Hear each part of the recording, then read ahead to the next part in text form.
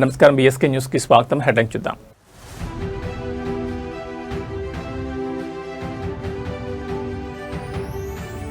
పేదవాడి ఆకలి తీర్చే అన్నా క్యాంటీన్లకు 5 స్టార్ హోటల్స్ అండ 50 లక్షల భారీ విరాళం.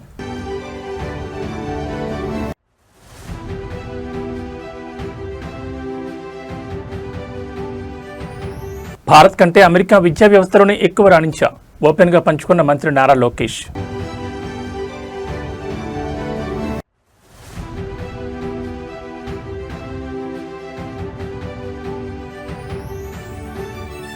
సిగాచి అగ్ని ప్రమాద ఘోరకలికి ఏడాది, నేటికి అందని ₹1 కోటి పరిహారం.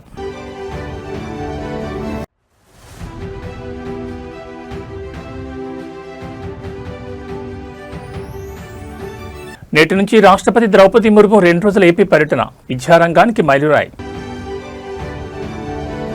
ఆంధ్రప్రదేశ్లో నిరుపేదలు, కార్మికులు మరియు సామాన్యుల ఆకలి కేకలను తీరుస్తున్న అన్నా క్యాంటీన్ల నిర్వహణకు రాష్ట్ర కార్పొరేట్ రంగం నుంచి ఒక అద్భుతమైన సంఘీభావం వ్యక్తమైంది. కేవలం ₹5కే నాణ్యమైన రుచికరమైన భోజనాన్ని అందిస్తున్న ఈ మహత్కార్యానికి లగ్జరీకి కేర్ ఆఫ్ అడ్రస్గా నిలిచే 5 స్టార్ హోటల్స్ మద్దతుగా నిలిచాయి. ఆంధ్రప్రదేశ్ స్టార్ హోటల్స్ అసోసియేషన్ సభ్యులు సచివాలయం సాక్షిగా ముఖ్యమంత్రి చంద్రబాబు నాయుడు కలిసి అన్నా క్యాంటీన్ల నిరంతర నిర్వహణ కోసం తమ అసోసియేషన్ తరపున ఏకంగా 50 లక్షల భారీ విరాళాన్ని చెక్కు రూపంలో అందజేశారు. ఆంధ్రప్రదేశ్ రాష్ట్ర ప్రభుత్వం ప్రతిష్టాత్మకంగా పునఃప్రారంభించిన అన్నా క్యాంటీన్ల ద్వారా రోజు లక్షలాది మంది పేద ప్రజలు ఆకలి తీర్చుకుంటున్నారు.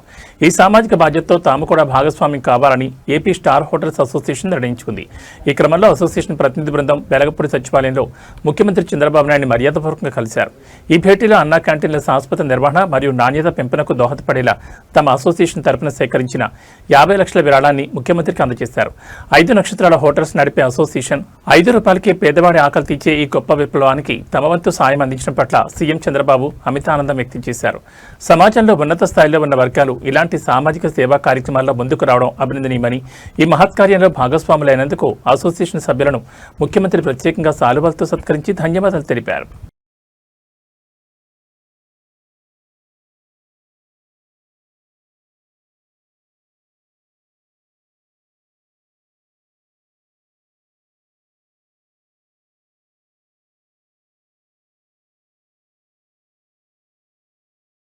ఆంధ్రప్రదేశ్ విద్యాశాఖ మంత్రి నారా లోకేష్ విద్యార్థులతో ముఖాముఖి వేదికగా చేసిన కొన్ని బోల్డ్ అండ్ ఇంట్రెస్టింగ్ వ్యాఖ్యలు ఇప్పుడు సోషల్ మీడియాలో విపరీతంగా వైరల్ అవుతున్నాయి.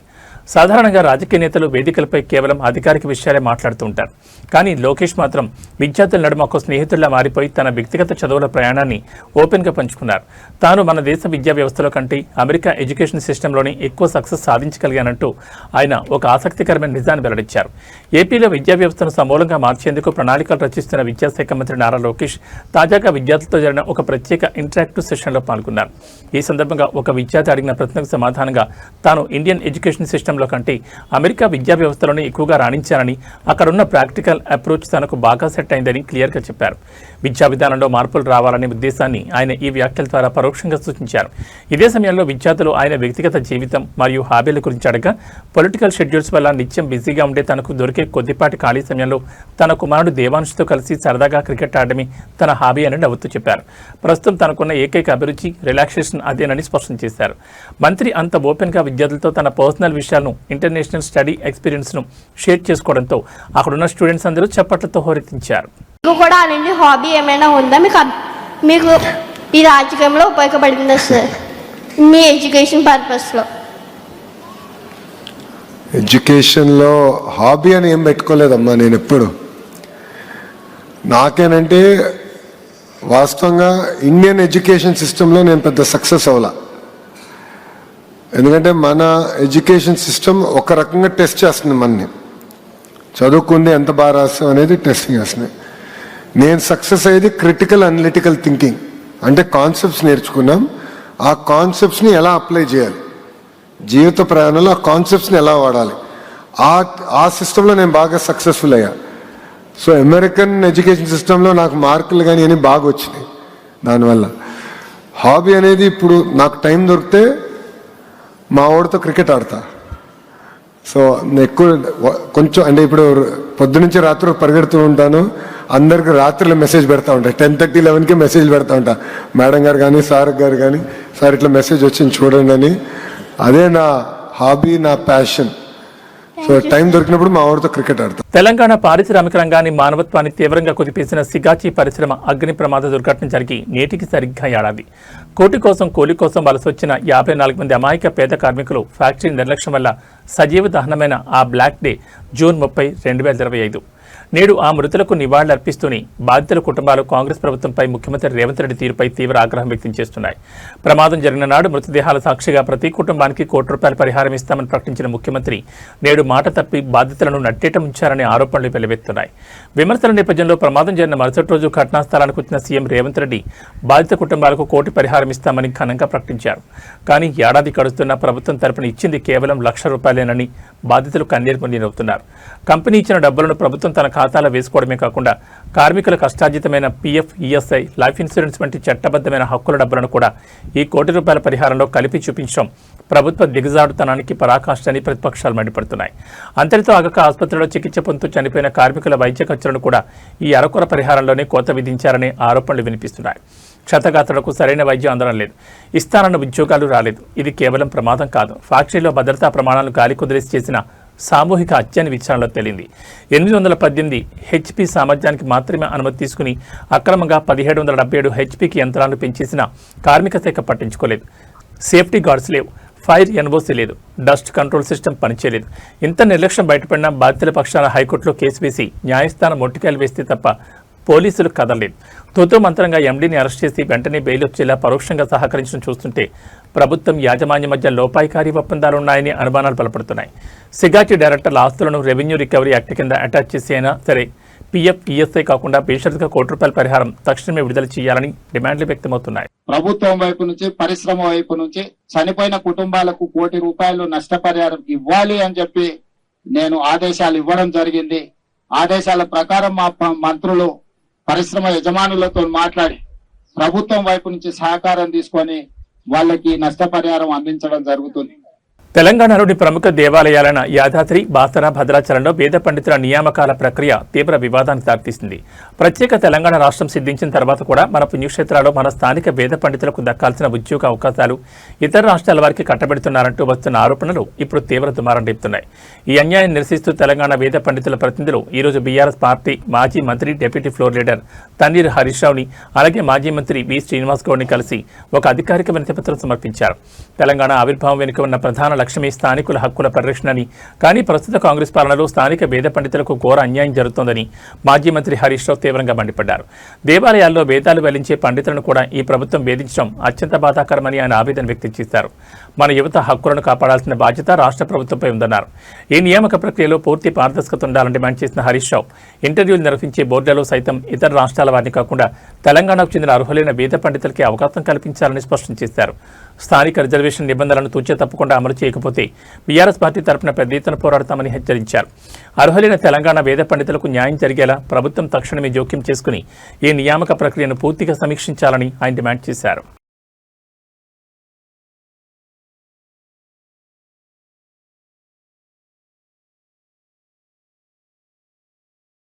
ఆంధ్రప్రదేశ్లో ఇవాళ్టి నుంచి అత్యంత ప్రతిష్టాత్మకమైన అధికారిక పర్యటన ప్రారంభం కాబోతోంది. భారత గౌరవ రాష్ట్రపతి ద్రౌపది ముర్ము 2 రోజుల పర్యటన నిమిత్తం నేడు ఏపీకి విచ్చేస్తున్నారు.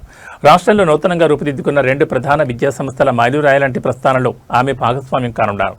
నేడు విశాఖపట్నంలో జరగనున్న కేంద్ర గిరిజన విశ్వవిద్యాలయం తొలి స్నాతకోత్సవానికి, అలాగే రేపు అనంతపురం జిల్లాలోని కేంద్రీయ విశ్వవిద్యాలయం ప్రథమ ఘటికోత్సవానికి ఆమె ముఖ్య అతిథిగా హాజరై విద్యార్థులకు పట్టాలు, బంగారు పథకాలు ప్రదానం చేయనున్నారు. రాష్ట్రపతి ద్రౌపది ముర్ము మంగళవారం మధ్యాహ్నం 12:30 ఢిల్లీ నుంచి భారత వాయుసేన ప్రత్యేక విమానంలో విశాఖపట్నం ఐఎన్ఎస్ డేగా ఎయిర్ బేస్కు చేరుకుంటారు.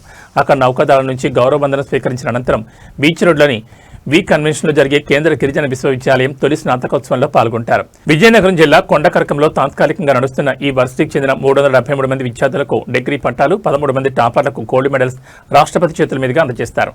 ఈ కార్యక్రమంలో గవర్నర్ అబ్దుల్ నజీర్, కేంద్ర మంత్రి ధర్మేంద్ర ప్రధాన్, రాష్ట్ర విద్యాశాఖ మంత్రి నారా లోకేష్ పాల్గొనున్నారు. అనంతరం సాయంత్రం ఆమె బెంగళూరుకు బయలుదేరి వెళ్లి అక్కడ బస చేస్తారు. తిరిగి 2వ రోజు అంటే జూలై 1 బుధవారం ఉదయం ప్రత్యేక హెలికాప్టర్ ద్వారా అనంతపురం జిల్లా బుక్కరాయ సముద్ర మండలం జంతలూరులో కేంద్రీయ విశ్వవిద్యాలయం శాశ్వత ప్రాంగణానికి చేరుకుంటారు.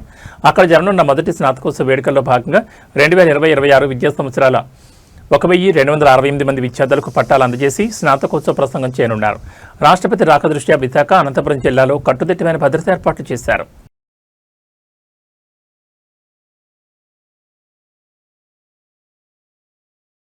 ఆంధ్రప్రదేశ్లో రైతులు ఎంతో వైభవంగా జరుపుకునే తొలి వ్యవసాయ పండుగ ఏరువాక పౌర్ణమి వేడుకలో ఈసారి అసలు ఊహించని సరికొత్త హంగామా కనిపించింది. సాధారణంగా ఎడ్లను అందంగా అలంకరించి భూతాలని పూజించే ఈ సంప్రదాయ పండుగకు కర్నూలు జిల్లా యువకులు అద్భుతమైన సినిమాటిక్ టచ్ ఇచ్చారు. టాలీవుడ్, కోలీవుడ్లలో మోస్ట్ యాంటిసిపేటెడ్ చిత్రాలైన ఎన్టీఆర్, డ్రాగన్, సూర్య, కరుపు థీమ్స్తో పాటు చావా, కాంచన వంటి విభిన్న చిత్రాల గెటప్స్తో యువకులు చేసిన హల్చల్ ఇప్పుడు సోషల్ మీడియాలో విపరీతంగా ట్రెండ్ అవుతోంది. ఏపీలో వ్యవసాయ పనుల ఆరంభానికి సూచికగా జరుపుకునే ఏరువాక పౌర్ణమి వేడుకలను ఎమ్మిగుందూరు మండలం కుడికల్ గ్రామ యువత అత్యంత క్రేజ్గా ప్లాన్ చేసింది. గ్రామంలోని ఎడ్లను సంప్రదాయబద్ధంగా సిద్ధం చేయడంతో పాటు యువకులు తామంతా రకరకాల సినిమా పాత్రల గెటప్స్లో మారిపోయి పండుగలో సందడి చేశారు. గ్లోబల్ స్టార్ ఎన్టీఆర్ నటిస్తున్న డ్రాగన్, కోలీవుడ్ స్టార్ సూర్య, కరుపు చిత్రాల పవర్ఫుల్ థీమ్స్ను ఇక్కడ రీక్రియేట్ చేశారు. వీటితో పాటు historical movie Chhaava, horror entertainer Kanchana గెటప్స్లో యువకులు వేసిన వేషధారణలు గ్రామస్తులను ఎంతగానో ఆకట్టుకున్నాయి. కేవలం సినిమాలే కాకుండా ఒకవైపు స్థానిక రైతుల శ్రమను ప్రతిబింబించే గెటప్స్, మరోవైపు దుబాయ్ షేక్ల విలాసవంతమైన గెటప్స్ ధరించి ఎడ్ల బండ్లతో ఊరేగింపు నిర్వహించడంతో గుడికల్ వీధులని పండగ జ్యూస్తో పాటు సినిమా షూటింగ్ స్పాట్లా మారిపోయాయి. యువకుల క్రియేటివిటీకి, సంప్రదాయాన్ని సరికొత్తగా చాటి చెప్పిన తీరుకు స్థానికుల నుంచి భారీ రెస్పాన్స్ దక్కింది.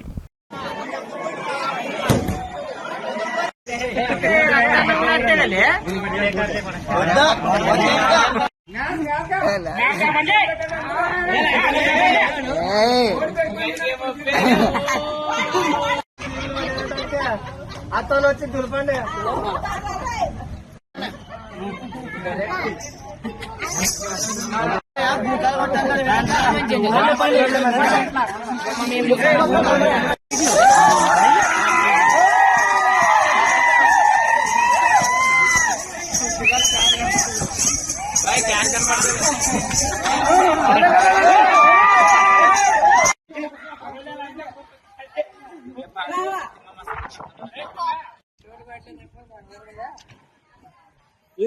ఫ్రెండ్స్, మాది కర్నూలు జిల్లా ఎమ్మిగనూరు మండలం గుడికల్ గ్రామం. ఏరువాక పున్నానికి మేము గెటప్ చేస్తాం ప్రతి సంవత్సరము. ఈ సంవత్సరము రాఘవది కాంచన మీద వేస్తున్నాం గెటప్. రాఘవ్కి టైప్ చేయాలని నా పేరు సంతోష్ కుమార్. కర్నూలు జిల్లా ఎమ్మిగనూరు మండలం గుడికల్ గ్రామము. ఈ రోజు ఏరువాక పౌర్ణమి సందర్భంగా అయితే మేము ఈ గెటప్ వేసినాము. ఊర్లో వాళ్ళందరూ ఎదురు పండుగ సందర్భంగా కాంచార fans, NTR fans, Prabhas fans అందరూ వాళ్ళు అభిమానంతో వేస్తే మేము అలా కాదు, మేము బోన్ గా చేస్తున్నాం. ఈసారి మేము దుబాయ్ షర్ట్స్ వేస్తున్నాం. ఇంకా మా ఫ్రెండ్స్ వాళ్ళు రైతులు కూడా వేస్తున్నారు. కోట్లాది మంది హిందువుల ఆరాధ్య దైవం శ్రీవారి పాదాల చెంత ఉన్న తిరుమల అలిపిరి గోశాల ప్రాంగణంలో పవిత్రతను మంటగలిపేలా ఒక మందుబాబు హల్చల్ చేయడం తీవ్ర కలకలం రేపింది.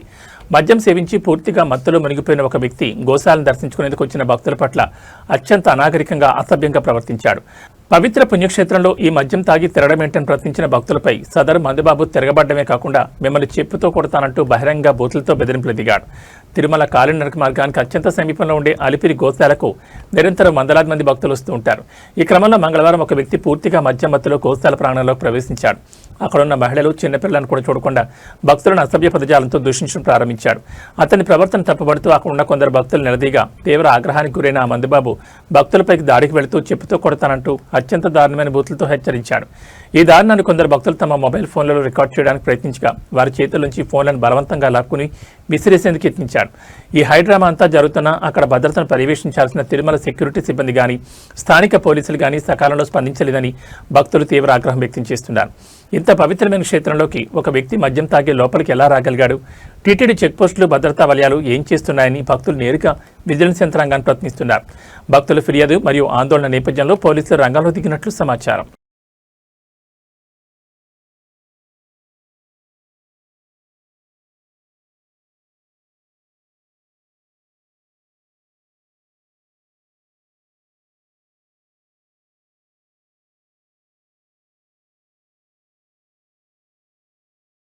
వరంగల్ జిల్లా వేదికగా నమ్మశక్యం కాని ఒక అద్భుతమైన చారిత్రాత్మక మిస్టరీ ఉదంతం వెలుగులోకి వచ్చింది. ఆ పొలంలో నిజంగానే బంగారం పండింది. అవును, మీరు వింటుంది నిజమే. పొలంలో సాధారణ వ్యవసాయ పనులు చేసుకుంటున్న కూలీలకు ఊహించని విధంగా భారీ ఎత్తున లంకె బిందెల రూపంలో నిధి దొరికింది. కోపాకులపాడు గ్రామంలోని ఒక 6 ఎకరాల పొలంలో కలుపు తీస్తుండగా సుమారు 50 తులాల పురాతన బంగారం బయటపడింది. అయితే ఈ నిధి దొరికిన విషయం బయటకు రాకుండా పొలం ప్రస్తుత యజమాని, కూలీలు సీక్రెట్గా పంచుకున్నారని, కానీ ఒక పాత యజమాని ఎంట్రీతో ఈ గుప్త నిధి వ్యవహారం కాస్త పోలీస్ స్టేషన్ మెట్లెక్కింది. వరంగల్ జిల్లా కోకులపాడు పరిధిలోని 6 ఎకరాల వ్యవసాయ భూమిలో ఈ నెల 24వ తేదీన కూలీలు కల్పిస్తే పనుల్లో నిమగ్నమయ్యారు. ఆ సమయంలో భూమి లోపల నిగూఢంగా ఉన్న దాదాపు 50 తులాల పురాతన బంగారం బయటపడింది. నిధి దొరికిన వెంటనే ఆ విషయాన్ని గోప్యంగా ఉంచిన ప్రస్తుత భూ యజమాని మరియు సదరు కూలీలు ప్రభుత్వానికి కానీ రెవెన్యూ అధికారులకు కానీ సమాచారం ఇవ్వకుండా ఆ బంగారాన్ని తమలో తాము పంచుకున్నట్లు ఆరోపణలు వచ్చాయి. అయితే ఈ వ్యవహారం మొత్తం 5 ఏళ్ల క్రితం ఇదే భూమిని వేరొకరికి అమ్మేసిన పాత యజమానికి తెలిసింది. ఆ నిధి దొరికిన భూమి ఒకప్పుడు తనదే కాబట్టి ఆ బంగారంలో తనకు కూడా ఖచ్చితంగా వాటా ఇవ్వాలంటూ ఆయన డిమాండ్ చేశారు. ప్రస్తుత యజమాని కూలీలు అందుకు నిరాకరించి వాటా ఇవ్వకుండా మొత్తం గుట్టకాయశ్వాస చేయడంతో సదరు పాత యజమాని నేరుగా పోలీసులను ఆశ్రయించి రాతపూర్వకంగా ఫిర్యాదు చేశారు. గతంలో ఆ పొలం ఉన్న పరిసర ప్రాంతాల్లో పురాతన ఆలయాలు ఉండేవని, అందుకే అక్కడ లంకె బిందెలు దొరికే అవకాశం ఉందని స్థానికులు బలంగా చెబుతున్నారు. పాత బోనర్ ఫిర్యాదుతో పోలీసులు రంగంలో దిగి దర్యాప్తును ప్రారంభించారు. మా చిన్నపేట గ్రామం. మేము గత 5 సంవత్సరాల కింద నా కుటుంబ అవసరంతో భూమి 6 ఎకరాల భూమి అమ్మిన రాజా ప్రతాపరెడ్డికి. అతను కొన్నాక కౌలుకి ఇచ్చిండు, లంబోళ్ళకి కౌలుకి ఇచ్చిండు. ఆ లంబరాయన పేరు బూక్యా బాలు. ఆయన ఈ సంవత్సరం వ్యవసాయం చేస్తుంటే అందులో కొంత బంగారం దొరికింది. సుమారు 1/2 కిలో ఉంటున్నారు. దాన్ని ప్రతాపరెడ్డి వాళ్ళంతా కుమ్ముక్కై ఇది బయటికి రాకుండా మాకు వాటా ఇవ్వకుండా వాళ్ళే తినడం కోసం ప్రయత్నం చేస్తున్నారు. దీనిపై నిన్న సాయంత్రం పోలీసులో పిటిషన్ ఇవ్వడం జరిగింది. దీనిపై విచారణ చేసి ఆర్కియాలజీ వాళ్ళు మాకు రావాల్సిన సొమ్మును మాకు ఇప్పించాలని కోరుతున్నాం. తెలంగాణ రాష్ట్రంలో విస్తారంగా కురుస్తున్న భారీ వర్షాల ప్రభావం ప్రభుత్వ అధికారిక పర్యటనలపై పడింది. రేపు ఖమ్మం జిల్లా మధిర నియోజకవర్గంలో అత్యంత ప్రతిష్టాత్మకంగా నిర్వహించాల్సిన రైతు ఆశీర్వాద సభను వాతావరణ పరిస్థితులు అనుకూలించని కారణంగా తాత్కాలికంగా వాయిదా వేస్తున్నట్లు ప్రభుత్వం ప్రకటించింది. అయితే సభ వాయిదా పడినా రైతన్నలకు అందించే పెట్టుబడి సాయం, రైతు భరోసా పంపిణీలో మాత్రం ఒక్కరోజు కూడా జాప్యం జరగకూడదని ముఖ్యమంత్రి రేవంత్ రెడ్డి మరియు కేబినెట్ మంత్రులందరూ కలిసి ఊహించని కీలక నిర్ణయం తీసుకున్నారు. రేపు సాయంత్రం 4 గంటలకు హైదరాబాద్లోని శిల్పకళా వేదికగా ఈ రైతు భరోసా పంపిణీ సదస్సును లాంఛనంగా ప్రారంభించబోతున్నారు. వాతావరణ శాఖ హెచ్చరికలు, వర్షాల తీవ్రత దృష్ట్యా మదిరలో లక్షలాది మందితో జరగాల్సిన బహిరంగ సభకు వచ్చే రైతులు, ప్రజలు ఇబ్బంది పడకూడదనే ఉద్దేశంతోనే ఈ మార్పులు చేసినట్లు ప్రభుత్వం వెల్లడించింది. రైతుల ఖాతాలోకి నేరుగా పెట్టుబడి సాయం నిధులు చేరడమే ప్రథమ ప్రాధాన్యతగా భావించిన సీఎం రేవంత్ రెడ్డి కేబినెట్ మంత్రులతో అత్యవసరంగా సమీక్షించి ఈ ప్రత్యామ్నాయ మార్గాన్ని ఎంచుకున్నారు. ఈ నిర్ణయం ప్రకారం రేపు సాయంత్రం 4 గంటలకు హైదరాబాద్ శిల్పకళా వేదిక నుంచి కంప్యూటర్ బటన్ నొక్కి రైతుల ఖాతాలోకి నేరుగా రైతు భరోసా నిధులను జమ చేస్తారు. ఈ చారిత్రాత్మక కార్యక్రమాన్ని రాష్ట్ర వ్యాప్తంగా ఉన్న రైతులందరూ వీక్షించేలా గ్రామాల్లోని స్థానిక రైతు వేదికల ద్వారా లైవ్ స్క్రీన్స్ ఏర్పాటు చేసి డిజిటల్ పద్ధతిలో కనెక్ట్ కానున్నారు. వాతావరణం అనుకూలించిన వెంటనే మదిరలో జరగాల్సిన రైతు ఆశీర్వాద సభ కొత్త తేదీని ప్రకటిస్తామని, ముందుగా అకౌంట్లలో డబ్బులు వేసి ఆ తర్వాత మరింత ఘనంగా సభను నిర్వహిస్తామని రైతులంతా ప్రభుత్వాన్ని సహకరించాలని మంత్రుల బృందం కోరింది.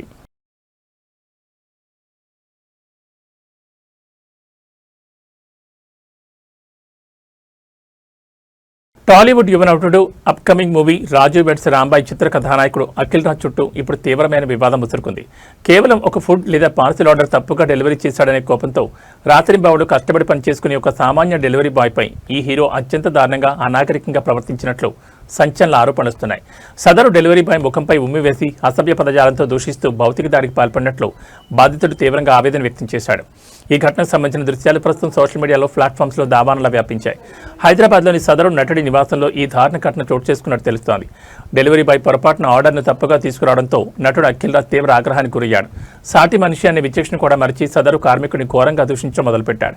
అంతటితో ఆకుండా బాధితుడిని శారీరకంగా హింసిస్తూ అతని ముఖంపై ఉమ్మి వేసి తీవ్రంగా అవమానించినట్లు సోషల్ మీడియాలో కథనాలు వస్తున్నాయి. ఈ ఘటనకు సంబంధించిన వీడియో బయటకు రావడంతో సినిమాల్లో హీరో వేషాలు వేసే వీరు నిజ జీవితంలో ఇంత క్రూరంగా ప్రవర్తిస్తారా అంటూ నెటిజన్లు అఖిల్ రాజ్పై దుమ్మెత్తిపోతున్నారు. ఒక సామాన్య డెలివరీ పార్ట్నర్పై అహంకారంతో దాడి చేసినందుకు గాను రాజు వెడ్స్ రాంబాయ్ హీరోపై పోలీసులు వెంటనే సుమోటోగా స్పందించి కేసు నమోదు చేసి కఠినంగా శిక్షించాలని గిగ్ వర్కర్స్ సంఘాలు మరియు సామాన్య ప్రజలు డిమాండ్ చేస్తున్నారు. ఈ వ్యవహారంపై సదరు హీరో గానీ చిత్ర యూనిట్ గానీ ఇప్పటివరకు ఎలాంటి అధికారిక వివరణ ఇవ్వలేదు. డెలివరీ మీటింగ్ రాంగ్ అడ్రస్ ఇచ్చినందుకు నన్ను అమ్మ నా బూతులు మాట్లాడి టూ అని ముఖం మీద ఉంచి ఈ క్యాండిడేట్ నా మీదకి వేసేసుకొని గుట్టం చేసుకుండు. ముఖం మీద ఈ ఆంటీ ఏమో నా మీద ముఖం మీద ఉంచింది ఆంటీ. నేనేమో నన్ను గుట్టానికి ఎట్లా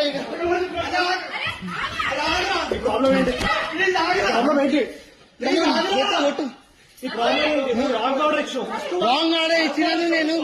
నేను సారీ చెప్పినా. నువ్వు నన్ను గొట్టానికి ఎట్లా వస్తున్నావు? నువ్వు నన్ను గొట్టానికి ఎట్లా వస్తావు?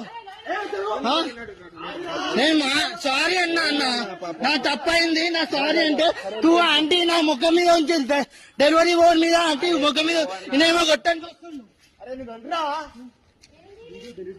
పసిడి కొనుగోలుదారులకు అత్యంత తీపి కబరు. హైదరాబాద్ బులియన్ మార్కెట్లో బంగారం ధరలు ఊహించని విధంగా భారీగా కుప్పకూలాయి. అంతర్జాతీయ మార్కెట్ ఒడిదుడుకుల నేపథ్యంలో వరుసగా రెండో రోజు కూడా నగరంలో పసిడి ధరలు భారీ పతనాన్ని నమోదు చేశాయి. ఒకానొక దశలో ఆకాశమే హద్దుగా రికార్డు స్థాయికి చేరిన పసిడి ధరలు కేవలం గత 5 నెలల కాలంలోనే ఏకంగా 50,000కు పైగా పడిపోవడం బులియన్ మార్కెట్ చరిత్రలోని ఒక పెద్ద సంచలనంగా మారింది.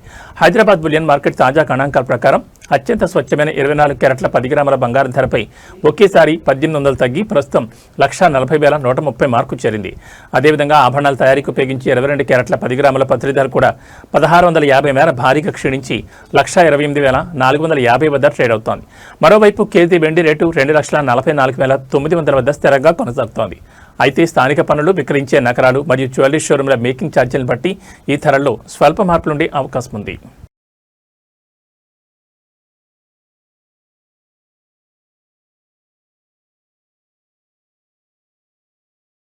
దేశవ్యాప్తంగా కోట్లాది మంది రైతాంగాన్ని, పాలకులను తీవ్ర కలవరానికి గురిచేసే వాతావరణ హెచ్చరిక నివేదిక కేంద్ర ప్రభుత్వం నుంచి వెలువడింది.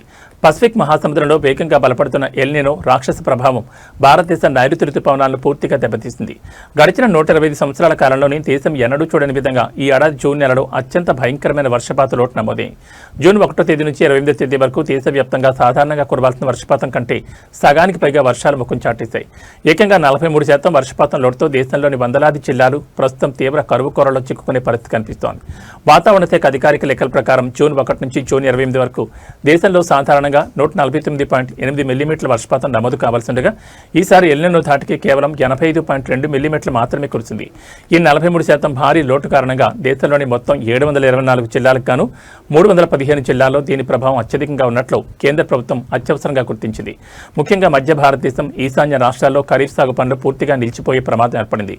గత చరిత్రను పరిశీలిస్తే భారతదేశంలో 1905లో 87.4 మిల్లీమీటర్లు, 1926లో 100 మిల్లీమీటర్లు, 2009లో 87.5 మిల్లీమీటర్లు, అలాగే 2014లో 95.3 మిల్లీమీటర్ల అత్యల్ప వర్షపాతాలు నమోదయ్యాయి. కానీ ఈ ఏడాది కేవలం 85.2 మిల్లీమీటర్లు మాత్రమే నమోదు కావడం గమనార్హం. దీనివల్ల దేశంలో పప్పు ధాన్యాలు, నూనె గింజలు, వరి సాగుపై తీవ్ర ప్రభావం పడే అవకాశం ఉందని నిపుణులు హెచ్చరిస్తున్నారు. ఈ క్రమంలో కేంద్ర వ్యవసాయ శాఖ రాష్ట్రాలతో కలిసి అత్యవసర ప్రణాళికలు సిద్ధం చేస్తోంది. అయితే జూలై మొదటి వారంలో రుతుపవనాలు పుంజుకునే అవకాశం ఉందని వాతావరణ శాఖ స్వల్ప బోరటనిచ్చింది.